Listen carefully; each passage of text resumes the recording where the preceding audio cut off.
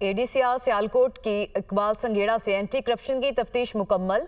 एडीसीआर सियालकोट ने इकबाल संघेड़ा को 1 अगस्त को गिरफ्तार किया।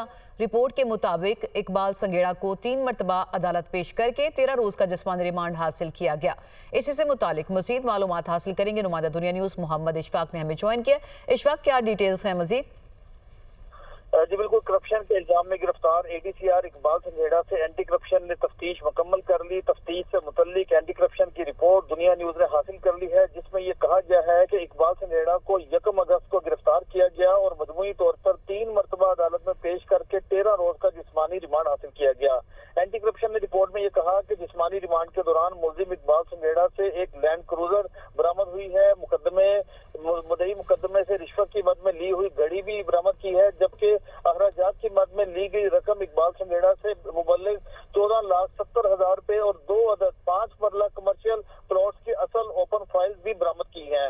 रिपोर्ट में ये कहा गया है कि रिश्वत के इल्जाम में लिए गए 3,40,000 रुपए की एक अलहदा रकम बरामद की है, जबकि एंटी करप्शन ने अपनी रिपोर्ट में ये लिखा कि मुलजिम इंतहाई होशियार और चालाक है और हीले बहानों से काम ले रहा है। मुलजिम इकबाल। बहुत शुक्रिया मोहम्मद इशफाक, आपने हमें तफसीलात फराहम की।